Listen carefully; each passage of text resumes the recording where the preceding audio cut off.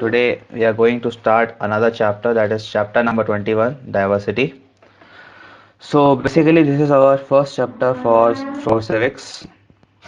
In this we will see different kind of diversities in India. हम Indian context में पढ़ेंगे diversity का। देखिए आगे आपको शायद मीनिंग भी बताया जाए चैप्टर में, बट डाइवर्सिटी का ऐसे सिंपल सा मीनिंग होता है अलग अलग तरीके की कोई चीज़, ठीक है, जो एक ही जगह पे आपको मिल जाए।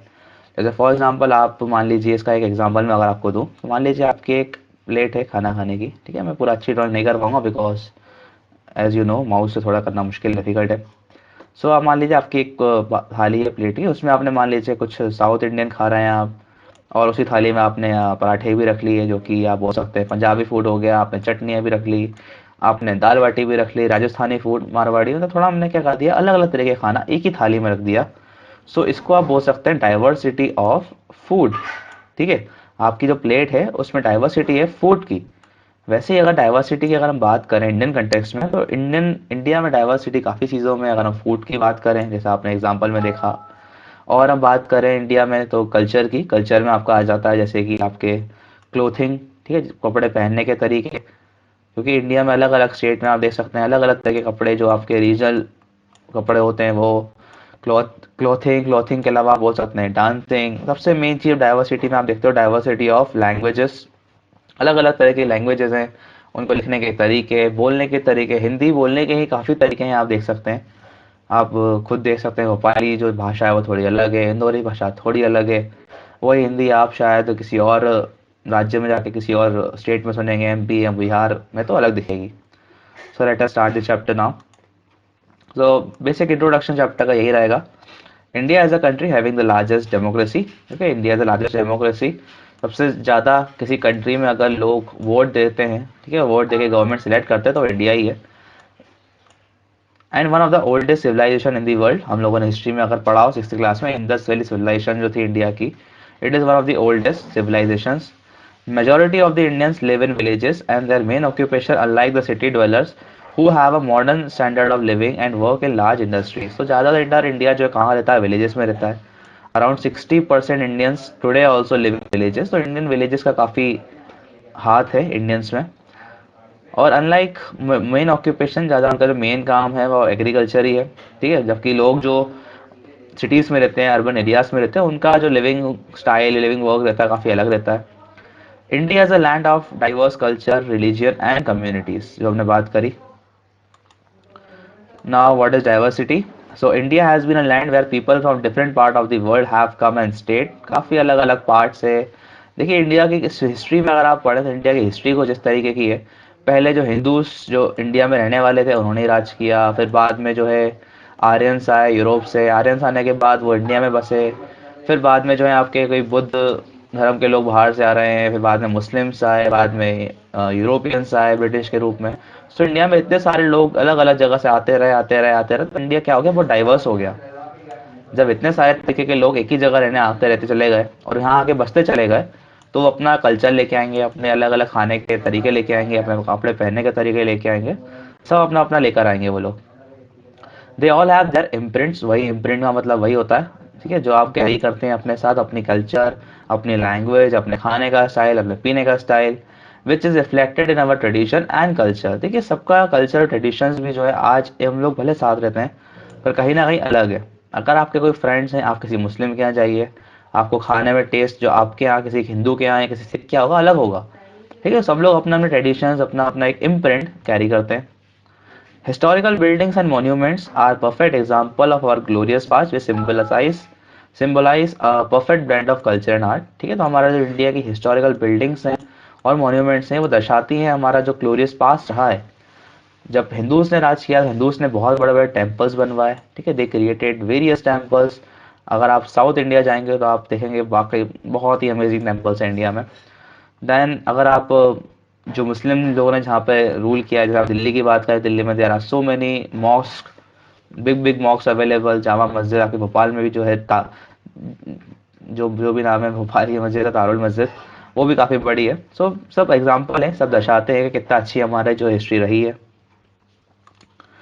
Then religious and social diversity, ठीक है, हमारी रिलीजियंस में डाइवर्सिटी और हमारे सोशल रहने के तरीके में डाइवर्सिटी अगर हम देखें, सो देखिए India is the birth place of 4 major religions, 4 बहुत बड़े रिलीजन्स का बर्थ इंडिया में हुआ है।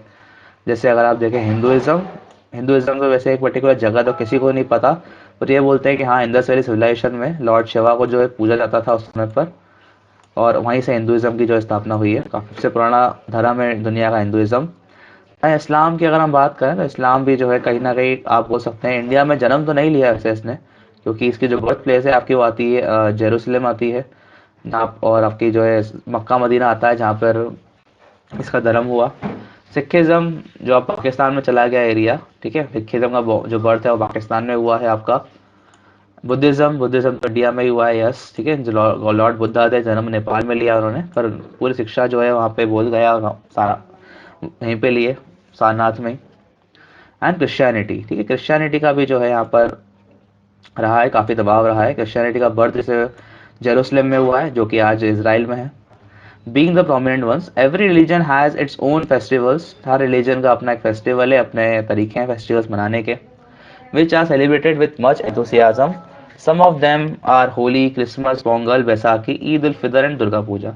तो देखिए इसलिए भी कुछ कुछ इकोनॉमिक्स जो आपको बोलते हैं ये इसलिए बोलते हैं कि इंडिया में जो है कई बार आप तरक्की इसलिए भी नहीं हो पाती इंडिया के, जैसे इतना कोई खास सेंस नहीं है खाते चीज़ का, कि इंडिया में इतने सारे रिलीजन हैं, हर रिलीजन के अपने जो है फेस्टिवल्स हैं, और फेस्टिवल के लिए हर रिलीजन को जो है छुट्टी चाहिए। सो इंडिया में जो है छुट्टी अगर बाकी देशों से कंपेयर करें, जो गवर्नमेंट हॉलीडेज होती हैं वो काफ़ी ज़्यादा हैं। जैसे बाहर के देश, अगर यूरोपियन देश की बात की जाए, वहाँ पे सिर्फ एक ही मेन त्यौहार है, दैट इज़ क्रिसमस। क्रिसमस की 1 महीने की छुट्टी हो जाती है, बात खत्म। इंडिया में हर महीने आप देख सकते हैं त्यौहार आते रहते हैं जाते रहते हैं। इकोनॉमिक डाइवर्सिटी, इकोनॉमिक मतलब हमने बात की है, जहाँ जहाँ आपको इकोनॉमिक वर्ड देखने को मिले, it means it is somewhat related to money, कहीं ना कहीं किससे रिलेटेड होगा आपका, मनी से। और reasons physical and climatic condition have a greater role in shaping its economy. Country का जो आपका फिजिकल और क्लाइमेटिक कंडीशंस का काफ़ी बड़ा हाथ रहता है आपके इकोनॉमी को शेप करने में। Most rural occupations depend on in the heavily north east activities like herding, fishing, bamboo craft, apiculture, basket weaving etcetera. अब देखिए सिंपल सी बात है समझने की यहाँ पर, कि आपके आसपास जिस तरीके का क्लाइमेट होगा, जिस तरीके का आप एरिया में रहते होंगे, उसी तरीके का आपका जो है खान रहने का और कमाने का तरीका होगा। जैसे हम अगर मान लीजिए रहते हैं भोपाल के पास, तो ये थोड़ा प्लेन इलाका है, तो यहाँ पे आपका रहने का तरीका काफ़ी सेटल्ड है, आप पक्के मकानों में रहते हैं, simple normal way of life आपको लगती होगी अपनी, ठीक है। पर अगर आप मान लीजिए रहने जा रहे हैं किसी ऐसी जगह पे नॉर्थ ईस्टर्न इलाकों में जहाँ जंगल ही जंगल है, ओके, तो जंगल है, काफ़ी बारिश गिरती है, तो आप देखेंगे आपके घर जो है वो अब ऐसे नहीं बन सकते जैसे आपके अभी है। घर की जो रूफ है नीचे आ जाए, घर आपको लकड़ियों के दिखेंगे वहाँ पर, क्योंकि वहाँ फॉरेस्ट काफ़ी है। आपको ऐसे रोड्स नहीं दिखेंगे, मतलब जिस तरीके का एरिया होता है उसी तरीके का आपको जो है काम करने के तरीके लोगों को देखने को मिलेंगे। हमारे आसपास कोई बड़ी रिवर या कोई बड़ा ओशन नहीं है, इसलिए हम लोग जो है आप देख सकते हैं कि हमारे आसपास पोर्ट्स नहीं है। अगर हम मुंबई मुंबई में पैदा हुए होते तो हमारे यहाँ शायद और अच्छा हमारा मार्केट होता, क्योंकि वहाँ पे पोर्ट है आसपास। फूड डाइवर्सिटी के बात पहले भी कर चुके हैं हम लोग, जो है हर इंडिया में अलग अलग स्टेट्स का अपना अपना खाना है। Indian cuisines reflect very well the diversity across Indian culture. Whatever the religion, the basic grain is rice और wheat। मेन इंडिया में राइस और व्हीट हर चीज़ में मिल जाता है, चाहे आप साउथ इंडियन खाएं चाहे आप कुछ भी खाएं, इन दोनों चीज़ों से ही सब चीज़ें बन जाती हैं मेनली। नॉर्थन रीजन्स विद ईट मोर चपातीस, क्योंकि साउथ में देखो व्हीट ओरिएंटेड ज़्यादा है, क्योंकि साउथ ओ सॉरी नॉर्थ में, उल्टा बोल दिया मैंने, नॉर्थ एरिया जो इंडिया के वहाँ पे व्हीट खाई जाती हैं। साउथ एरिया में राइस ज़्यादा होता है, इसलिए राइस ज़्यादा खाया जाता है। मैं कल ही एक फैक्ट पढ़ रहा था, आपको बता दूं कि राइस बोल ऑफ इंडिया किस स्टेट को बोला जाता है, आपको पता है? राइस बोल ऑफ इंडिया जो है वो बोला जाता है आपके छत्तीसगढ़ को। Okay, rice bowl of India is Chhattisgarh.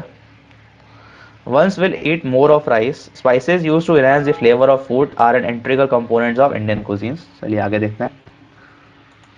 Diversity in dance and music, dance में अलग अलग डांस फॉर्म्स आपने देखे होंगे इंडिया के, ठीक है। तमिलनाडु का कोई अलग डांस है, कुचिपुड़ी उसको बोलते हैं, ठीक है, अलग देखिए नाम या दिए हुए काफ़ी सारे, Bharatanatyam, Kathak, Kathakali, Kuchipudi.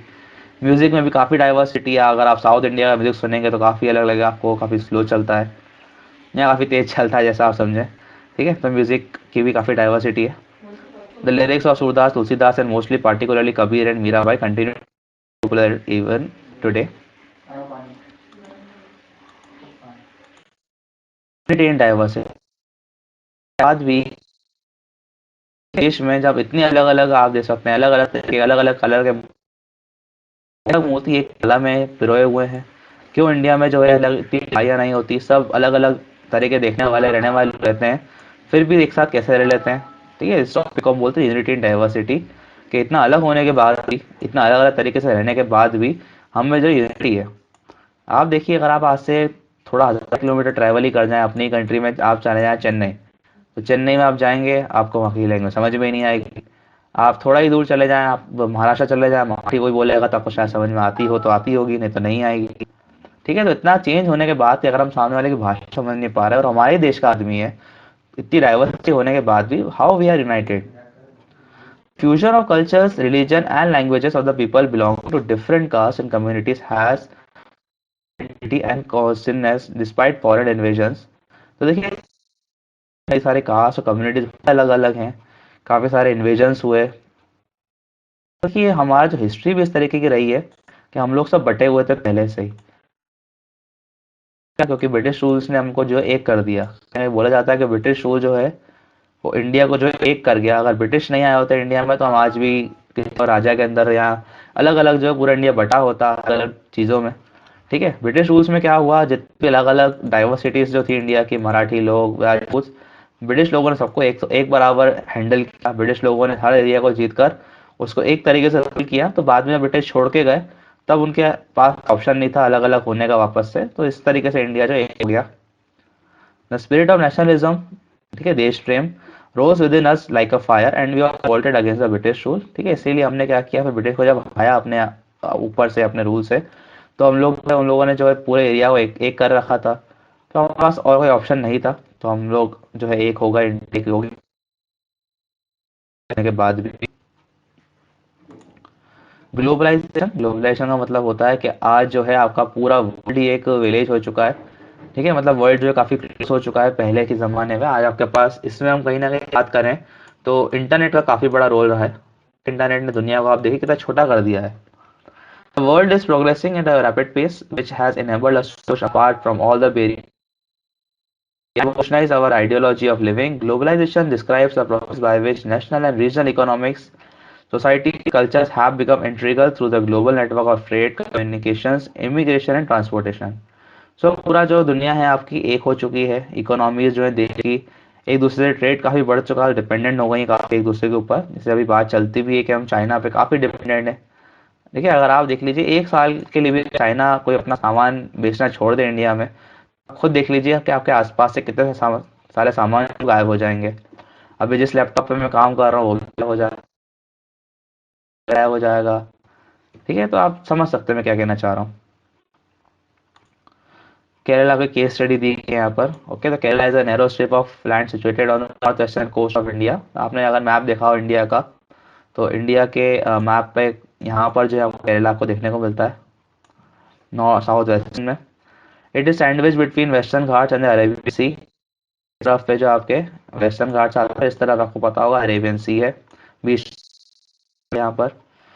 It is divided into three geographical regions: highlands slope down from the western Ghats onto the middlelands of undulating hills and valley in an unbroken coastline। तो देखिए, तीन पार्ट में डिवाइडेड है। वेस्टर्न घाट इस तरफ है, तो यहाँ पे पहाड़ी इलाका है, बीच में थोड़ा रिवर इलाका प्लेन, और ये यहाँ पे कोस्ट लाइन। फिर बात की जाती है लद्दाख के एरिया की। लद्दाख एरिया का मैं मैप ड्रॉ करूँ इंडिया का, वैसे ड्रॉ मैं कर नहीं सकता पूरी तरीके से। तो आपका जो ये अपर मोस्ट जो एरिया रहता है आपका लद्दाख, अब जो आपकी क्या ये एक union territory, it is UT. तो आपको मैं ये चीज़ बता दूं कि now India has 8 union territories. Okay, and there are 28 states in India, याद कर लें ये चीज़। तो Ladakh lies in the northern India, north part में आता है, and is part of Jammu and Kashmir. It is divided into Kargil and Leh district. दो डिस्ट्रिक्ट है बड़ी बड़ी, कारगिल और Leh. And is known, Leh वहाँ की जो है कैपिटल भी है। And is renowned for remote and beautiful landscape and खाली इलाका है वहाँ पर, वैसे कोई एक ही नदी बड़ी बहती है, इंदस। पहाड़ी इलाका है, फिर भी इसने जो ब्यूटीफुल नज़ारों के लिए जाना जाता है ये। spans the Great Himalayas and Karakoram mountain ranges। Himalaya के बीच के एरिया में आता है, इसलिए काफी हिमालयास की रेंजेस हैं इसके अंदर, स्पेशली हिमालयन और Karakoram range. Ladakh is a high altitude desert and main source of water here is the winter snowfall on the mountains direct from glaciers। तो काफी ऊंचा इलाका है, काफी ऊपर है ये इलाका, आपके माउंटेन्स में आता है, और ग्लेशियर्स जो जम जाते हैं ठंड के समय में, ठीक है, उसी से वहाँ पर पानी चलता रहता है, उसी से जो वहाँ की वाटर रिक्वायरमेंट्स फुलफिल होती हैं, क्योंकि वहाँ पे कोई ऐसी बड़ी रिवर नहीं है, वहाँ पे अंडरग्राउंड वाटर भी इतना नहीं है। So in the last, thank you for watching. ठीक है, I think very simple video थी, जितनी और इतना शायद अच्छे से समझा मैं क्लास में भी कई बार नहीं पाता था, क्योंकि आप लोगों के चैप्टर काफी बोझ सोच के आते थे बच्चे लोग कि बोरिंग होगा। ठीक है, I hope I made you. So in the last, thank you.